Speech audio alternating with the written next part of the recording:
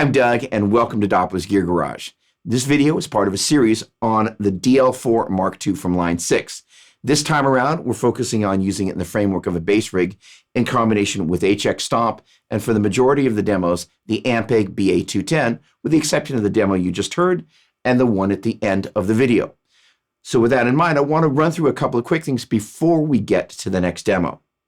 All right, in case you didn't know, the DL4 Mark II has all the sounds from the original DL4, but it also has delay and reverb algorithms from the Helix family.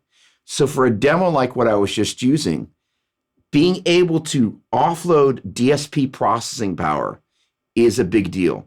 And for those of us who like to utilize our fingers, not only on the bass, but to be able to tweak knobs, that tweakability on the unit is awesome.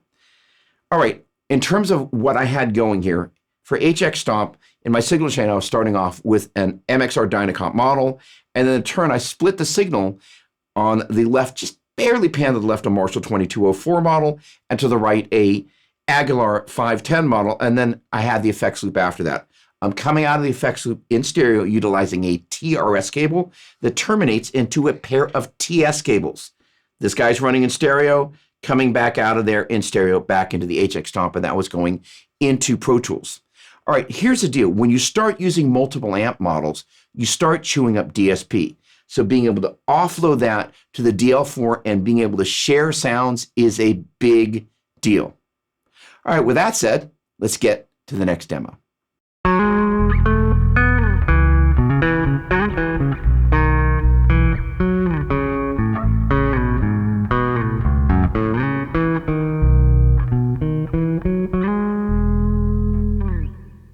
As I mentioned before, the first and last demos were the only ones incorporating just the HX Stomp and the DL4. And those use, again, a stereo effects loop to connect the two. The rest of the demos, I'm utilizing a mono effects loop to connect those guys. And then I'm coming out of HX Stomp into the front end of the BA210, and then the direct out of the BA210 into Pro Tools. That is an entirely mono signal chain.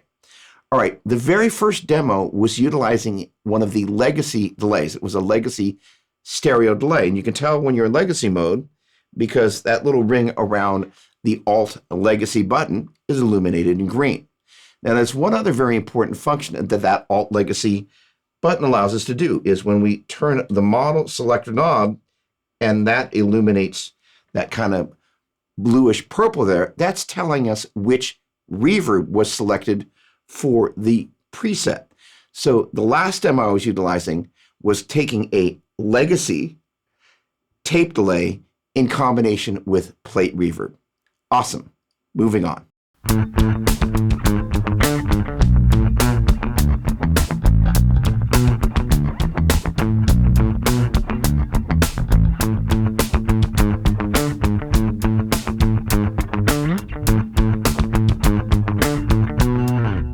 So that gets us to the stock foot switch functionality, saving presets, and MIDI implementation. And by the way, for just about all the demos, I'm utilizing one of a couple of compressors inside HX Stomp. For what you just heard, that was the custom comp.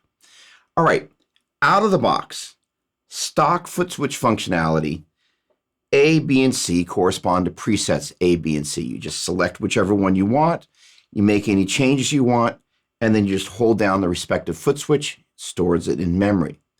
Now this guy actually has full MIDI implementation, including 128 presets on tap. So I've got just a standard MIDI cable connecting these two. When I go up a preset, this goes up a preset. When I go down a preset, that goes down a preset, so long as they're set to the same MIDI number, which is really easy to do. It's in the catalog, trust me. There's way more complicated stuff about MIDI than that. That is incredibly easy to set. So here's the deal. All right, that's great. But all of a sudden, like, well, how do I know what sound that's on when this is at 42C? This is where the visual feedback of this unit just excels. It doesn't have a screen, but the feedback it gives you is phenomenal. First of all, just simply turning the encoder here, when that lights up, that tells you where it was set. So since this is not set to vintage mode, that's telling me This is basically one of the Mark II algorithms, and where it's set to, when that little light goes that kind of bluish purple, that's set to, in this particular case, the Elephant Man delay, which is basically line 6Es for a deluxe memory man. But it gets better than that.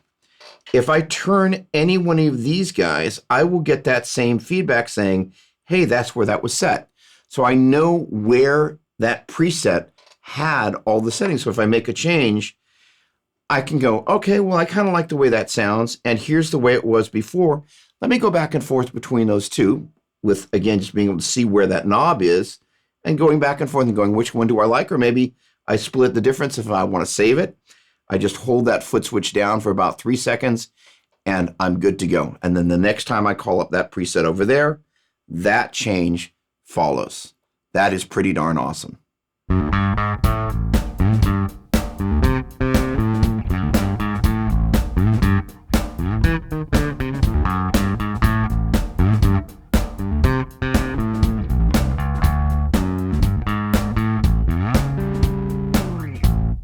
So that preset was not utilizing any compression on HX Stomp, but it was pulling up a new delay over on the DL4. And as we just learned a moment ago, we can easily tell what delay model that was, as well as the settings.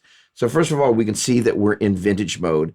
And when we turn the model selector knob, and it illuminates that bluish purple there, that's set to multi-head delay. And that's basically a Roland Space Echo model. I know that really well because I have a vintage RE150. So what I actually did though is I just basically set it so it was only one repeat, but it had the vibe of the Space Echo. There was no reverb on that one.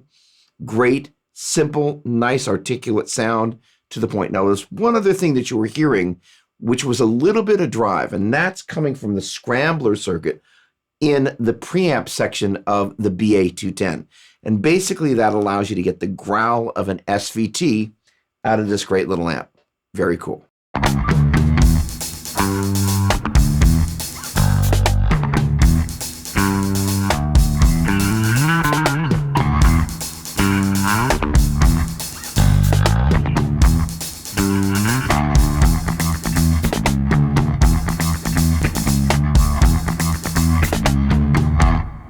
That was one of my favorite demos, so let me kind of break down what was happening. Over here, I had the custom comp followed by the mod script phase, which is basically an MXR Dynacomp. And in turn, that was followed by a hard gate that basically meant when I wasn't playing, that kept any hiss from the script phase there from being passed on down the line. I was utilizing the Cave reverb over here and no delay.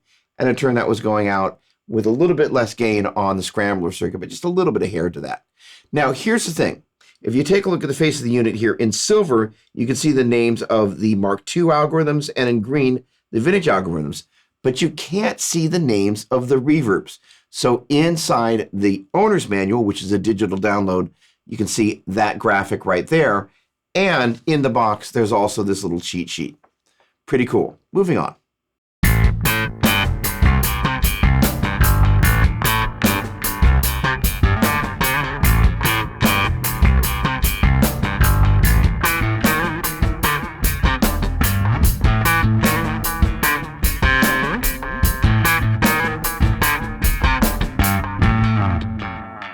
So that was a combination of the LA Studio Comp, which is basically a model of a LA2A, and a Sweep Echo, which is one of the legacy effects from the original DL4. All right, this last demo coming up, as I mentioned before, is going to have us moving back to just the HX Stomp and the DL4 Mark II. So the signal chain kind of goes like this. Inside the HX Stomp, I'm starting off with the custom comp. Then I'm utilizing the mutant filter, which is basically a model of a Mutron.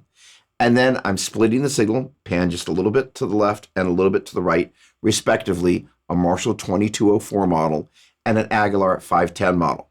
Then in turn goes out into the DL4 where I'm running a multi-pass delay, heads back into the loop, straight into Pro Tools. All right, first of all, I want to thank you for checking out this video. For more information about the DL4 Mark II, please visit line6.com. And if by chance you haven't already subscribed to the channel, I want to invite you to do so. And please don't forget to ring the bell so I can let you know when more videos are going to go online. With that said, Thanks again for watching. Cheers.